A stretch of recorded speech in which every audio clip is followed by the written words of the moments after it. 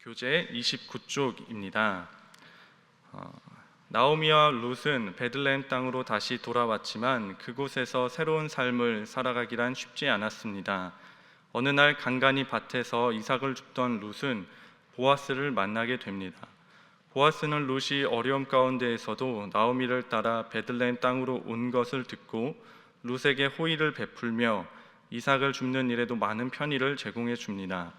이런 일들을 전해 들은 나오미는 보아스가 자신들의 기업을 물을 자가 되리라는 확신을 가지고 보아스와의 만남을 계속 이어가도록 격려해 줍니다. 룻기 1장은 분위기가 이제 조금 어두웠다면 2장부터는 이제 짙은 어둠을 뚫고 서광이 비치기 시작합니다. 하나님의 회복의 역사가 이제 서서히 시작됩니다. 그렇다고 해서 나오미와 룻에게 당장의 급격한 변화, 어떤 기적적인 변화가 갑자기 일어난 것은 아닙니다. 나오미와 룻은 베들레헴으로 돌아왔지만 그러나 오늘 당장에 먹을 것이 없었습니다.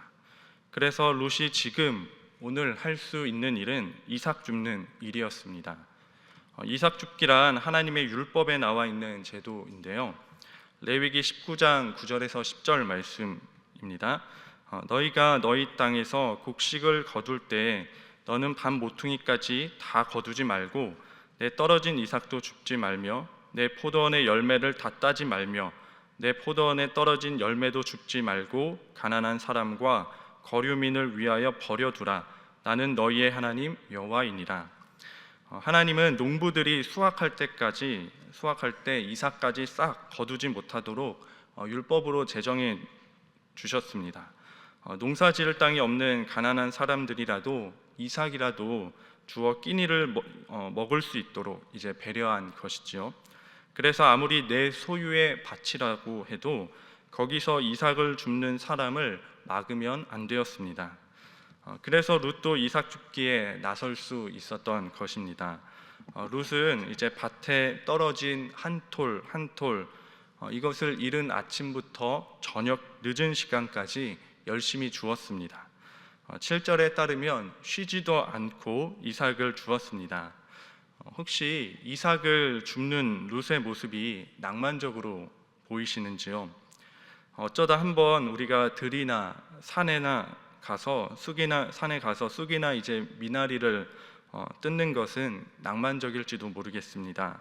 그러나 룻에게 이삭 줍는 현장은 먹고 사는 문제였고 처절한 삶의 현장이었습니다. 이삭 줍는 일은 어찌 보면 사실 하찮고 비참한 일이었습니다. 농사에서 수확을 얻는 것이 아니라 수확 후에 여기저기 흘린 이삭을 줍는 것이기에 노력에 비해 얻는 것이 너무나 하찮았습니다. 그리고 율법으로 제정되어 있긴 하나 사람들의 눈치를 보며 주어야 하는 비참한 일이기도 했습니다.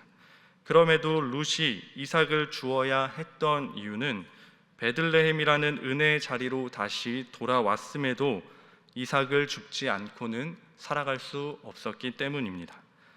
그런데 룻이 이삭을 줍는 이 현장에 하나님의 은혜가 있었습니다. 여기서 첫 번째 기도 제목입니다. 작은 일에도 충성하고 이삭 줍듯 은혜를 구하게 하옵소서. 작은 일에 충성하고 이삭 줍듯 은혜를 구하게 하옵소서. 우리의 삶의 현장에도 이삭 줍기와 같은 일들이 있습니다. 그런데 어떤 사람들은 이삭 줍기와 같은 이런 삶의 현장들을 우습게 알기도 합니다. 자기가 받을 축복은 더 큰 것, 더 대단한 것에 있다고 생각하면서 오늘 나에게 주어진 하루하루의 삶, 내게 주신 작은 일을 가볍게 여깁니다. 그러나 우리는 비록 이삭 줍기와 같은 작은 일일지라도 하나님께서 우리를 이곳에 인도하셨다는 것을 믿는다면 그 삶의 현장을 결코 비하해서는 안 됩니다. 하나님은 이삭 줍는 현장에서 은혜를 베푸십니다. 오늘의 이삭 줍는 삶을 우습게 알면 하나님의 은혜를 누릴 수 없습니다. 내게 주신 작은 일도 귀히 여기고 축복으로 여기는 지혜가 있어야 합니다. 하나님은 작은 일에 충성하는 자를 기뻐하십니다. 또한 하나님의 은혜를 구할 때에도 대박을 꿈꾸면 안 됩니다. 은혜를 구할 때 한 걸음 한 걸음 이삭 줍듯 해야 합니다. 단번에 확 변화되고 단번에 큰 축복을 받으려 해서는 안 됩니다. 하나님께서는 그렇게 은혜를 부어주시지 않습니다. 룻이 지루하고 힘든 시간을 견디던 중에 보아스가 나타났던 것처럼 한 걸음 한 걸음 이삭 줍듯 은혜를 구하며 신앙생활을 해나갈 때 하나님께서 가장 좋은 때에 가장 좋은 열매와 응답을 주십니다. 저의 이야기를 조심스럽게 하자면 예전에도 잠깐 한 것 같은데 저는 청년 시절 이제 20살 때부터 주님을 정말 만나고 싶었습니다. 예수님을 믿었지만 그 살아계신 주님을 만나고 싶은 그런 마음이 컸습니다. 어렸을 때부터 이제 교회 다니면 주변에 이제 교회 권사님들, 교회 어르신들이 이런 말을 자주 하죠. 이제 하나님을 꼭 만나야 된다. 하나님을 만나야 변화된다. 이런 말들을 많이 들었습니다. 그래서 저는 도대체 하나님을 만나는 것이 무엇인가 이것이 너무나 궁금했습니다. 저에게 있어 하나님을 만나고자 했던 마음이 약 한 7년 정도 이제 지속이 되었는데, 그런데 그 7년 동안 그런 마음을 품었음에도 주님을 만나지 못했습니다. 돌아서 생각해 보니 그때 저는 좀 대박 은혜를 원했던 것 같습니다. 어떤 수련회나 사경회 같은 그런 집회에 가서 며칠 막 부르짖다가 만나지 못하면 이번에도 아닌가, 그럼 뭐 다음에 만나 주시겠지, 그런 식으로 가볍게 지나가 버렸습니다. 지루하고 힘들지라도 이삭 줍듯 한 걸음 한 걸음 그런 목마른 심령을 가지고 주님께 은혜를 구했어야 했는데, 소위 말해 며칠 이렇게 집중 빡세게 기도해서 만나 주시면 대박이고, 아니면 다음 기회에 또 기도하면 되지 뭐 그런 식으로 아니라고 가벼운 마음으로 지나쳤습니다. 그렇게 하다가 결국 7년이라는 시간이 이제 지났음에도 주님을 만나지 못했습니다. 이제 7년이라는 시간이 지나고 신학교에 졸업하게 될 때가 되니 그제서야 가슴이 철렁거렸습니다. 내가 과연 교역자가 될 수 있을까? 하나님의 살아계심에 대한 확신도 없는데 내가 하나님의 말씀을 전할 수 있을까? 그런 두려운 마음이 생기고 나서 그때 주님께 더욱 간절히 기도했습니다. 제가 이제 졸업하기 1년이 남았는데 그래서 이제부터 제가 졸업할 때까지 매일 주님 앞에 나아가 기도탑에 나아가 기도하겠습니다. 주님은 살아계신 분이고 또 간절히 찾는 자를 반드시 만나 주신다고 이렇게 성경에 나와 있는데, 만약 그 약속대로 만나 주시지 않는다면 저는 미련 없이 떠나겠습니다 라고 고백하며 그때부터 이삭 줍듯 한 걸음 한 걸음 주님께 은혜를 구했습니다. 그렇게 결단하면 금방 또 만나 주실 줄 알았는데, 한 달이 돼도 두 달이 돼도 세 달이 돼도 아무런 변화가 없었습니다. 매일 기도하고 말씀을 읽으며 주님을 찾았지만 변화가 없었습니다.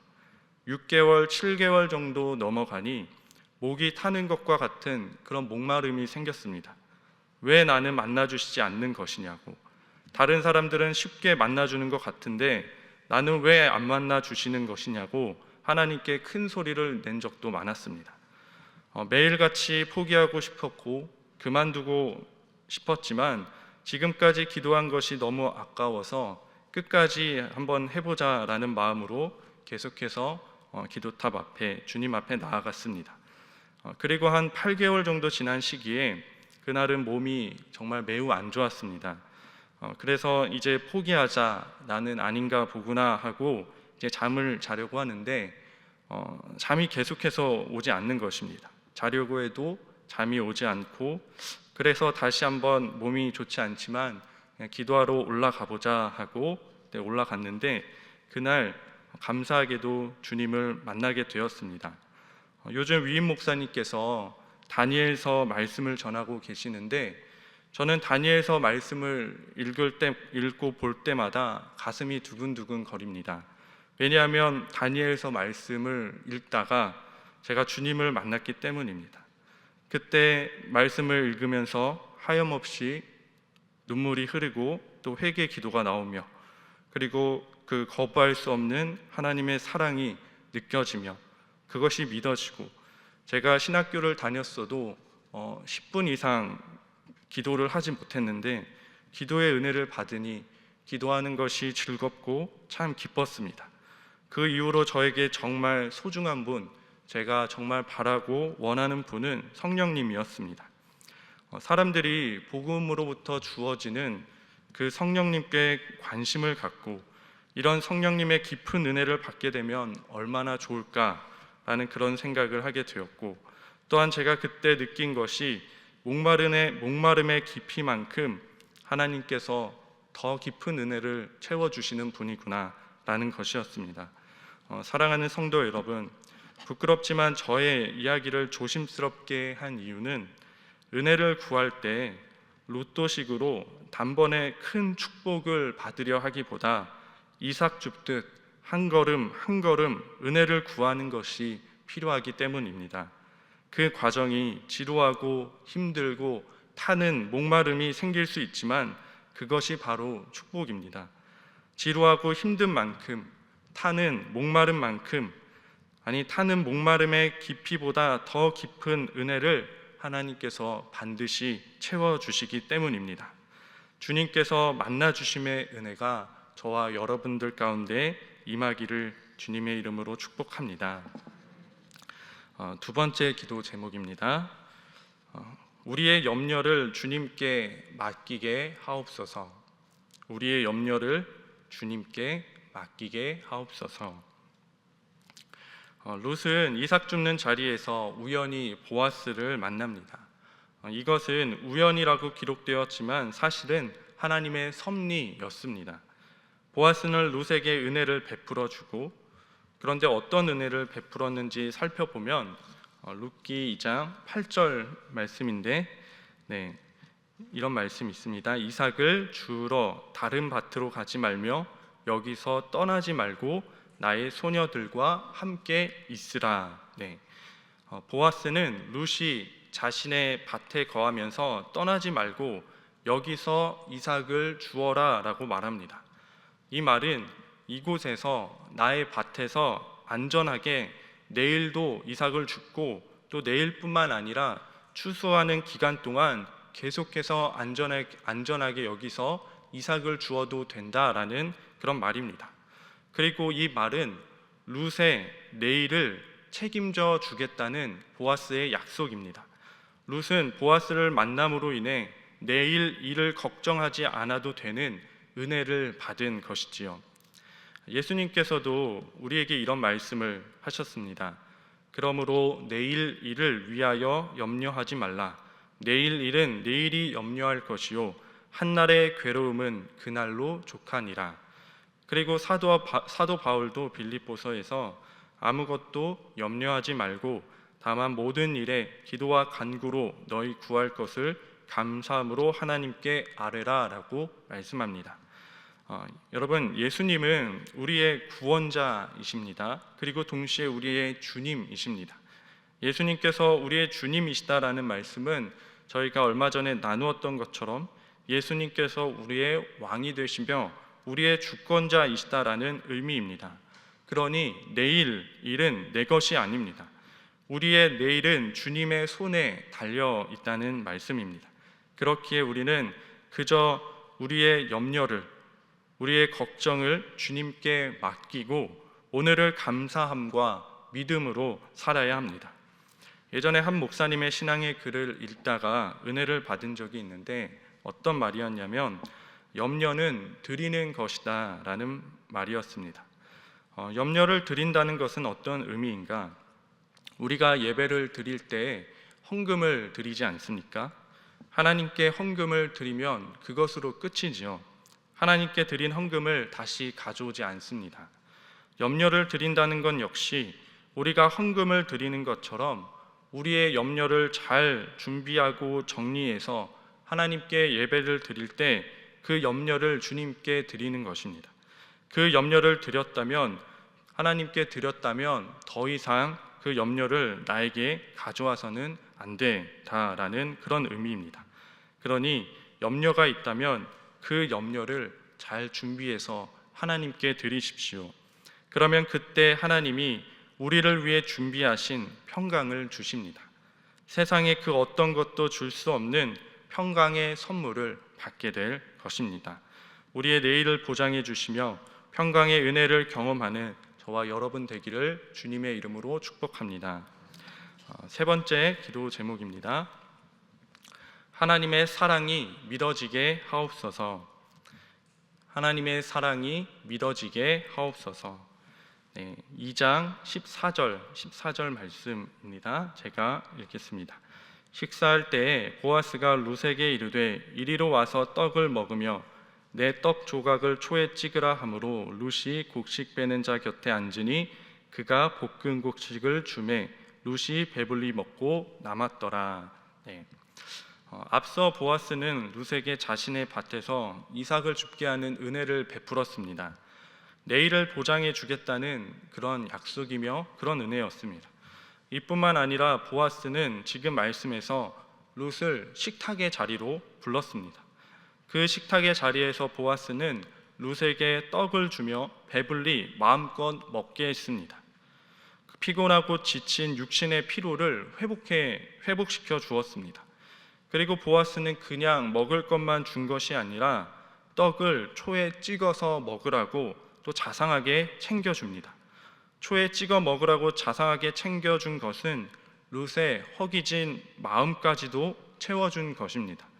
보아스는 룻을 진심으로 환대했고 그 환대는 룻의 허기진 육신과 마음까지 채워주었습니다. 계속해서 15절 16절 말씀을 보면 그에게 곡식단 사이에서 죽게 하고 책망하지 말며 또 그를 위하여 곡식 다발에서 조금씩 뽑아버려서 그에게 죽게 하고 꾸짖지 말라라고 했습니다. 보아스는 자신의 밭에서 떨어진 이삭을 죽게 했지요. 그리고 식탁 자리로 초대하여 룻의 허기진 육신과 마음도 채워주었습니다. 그런데 거기서 멈추지 않고 또 은혜를 베풀고 있습니다. 땅에 떨어진 이삭을 줍는 데는 한계가 있지요. 아무리 많이 주어도 얼마 되지 않습니다. 그래서 보아스는 일하는 소녀들에게 곡식 다발에서 조금씩 뽑아버려서 룻이 이삭을 더 많이 줄 수 있도록 그렇게 상황을 만들어 준 것입니다. 그리고 절대로 룻을 꾸짖지 말아라 라고 말합니다. 아끼지 않는 은혜를 룻에게 베풀어 줍니다. 마치 보아스의 눈에는 룻만 보이는 것 같습니다. 그런데 하나님, 우리를 향한 하나님의 사랑이 이렇습니다. 우리를 바라보시며 기쁨을 이기지 못하신다고 말씀하십니다. 스바냐 3장 17절 말씀에 너희 하나님 여호와가 너희 가운데 계시니 그는 구원을 베푸실 전능자이시라. 그가 너로 말미암아 기쁨을 이기지 못하시며 너를 잠잠히 사랑하시며 너를 말미암아 즐거이 부르며 기뻐하시리라 하리라. 하나님은 기쁨을 이기지 못하는 사랑으로 우리를 사랑하십니다. 여기 계신 여러분들을 사랑하십니다. 여러분, 성경에는 창세 전에, 영원 전에 나를 미리 택하신 바 되었다고 말씀하십니다. 하나님께서 왜 나를, 여러분들을 창세 전에 택하셨을까요? 이것은 인간의 이성으로 이해할 수 없습니다. 그런데 하나님께서 나를 택하신, 여러분들을 택하신 분명한 사실은 하나님께서 나를 사랑하시기 때문입니다. 하나님의 계획 안에, 주님의 마음 안에 우리가 오래전부터 있었습니다. 그리고 그 사랑은 독생자 아들 예수 그리스도를 보내주심으로 말미암아 확증되었습니다. 하나님께서 우리를 구원하시기 위하여 천사를 주신 것도 아니고 어떤 존귀한 보물을 주신 것도 아니고 하나밖에 없는 독생자 아들을 주신 이유, 그것은 여러분들을 사랑하시기 때문입니다. 요한일서 말씀에 하나님의 사랑이 우리에게 이렇게 나타난 바 되었으니 하나님이 자기의 독생자를 세상에 보내심은 그로 말미암아 우리를 살리려 하심이라. 사랑은 여기 있으니 우리가 하나님을 사랑한 것이 아니요 하나님이 우리를 사랑하사 우리 죄를 속하기 위하여 화목제물로 그 아들을 보내셨습니다. 우리가 능력이 좋아서, 내가 뛰어나서, 내가 자격이 되어서 하나님께서 우리를 사랑하신 것이 아닙니다. 우리가 하나님을 먼저 사랑해서 하나님이 그제서야 우리가 이뻐 보여서 사랑하시는 것이 아니라, 내가 능력이 있건 없건, 부족하든 뛰어나든 이것이 드러나기 이전부터 이미 하나님께서는 기쁨을 이기지 못하는 그 말할 수 없는 기쁨으로 우리를 먼저 사랑하셔서 택하시고, 그리고 십자가를 통하여 그 사랑을 확증하셨습니다. 세상은 나와 아무런 상관이 없는 사람들도 나에 대한 욕을 합니다. 아무 이유 없이 혹은 조금만 잘못해도 상처와 비난을 주기도 합니다. 그러나 하나님은 우리가 비록 초라해 보이고 연약하고 비록 많은 죄를 지은 죄인일지라도 주님께 돌아오기만 하면, 주님께 나아가기만 하면 아무 이유 없이 우리를 싸매 주시고 고쳐 주시고 용서해 주시고 위로해 주시고 힘이 되어 주십니다. 이런 하나님의 사랑, 놀라운 사랑이 바로 여러분들을 위한 것임을 온 마음과 삶으로 받아들이고 믿어지게 되기를 주님의 이름으로 축복합니다. 함께 기도하겠습니다. 우리가 작은 일에 충성하고 또한 은혜를 구할 때 이삭 줍듯 한 걸음 한 걸음 구하는 저희들이 되게 하옵소서. 또한 염려를 주님께 맡기게 하옵소서. 또한 하나님의 사랑이, 나를 향한 주님의 사랑이 온전히 말씀을 통해, 기도함을 통해 믿어지게 하옵소서. 그리고 우리 신일교회 가운데 하나님의 은혜가 넘치는 교회, 또한 신일교회를 이끌어가는 배요한 위임 목사님, 또한 장로님들, 많은 교역자님들, 그리고 권사님, 집사님들을 위해서, 또한 성도들을 위해서 이 시간 우리 합심하여 기도하며 나아가겠습니다. 주여 믿습니다. 주여 믿습니다. 주여 믿습니다.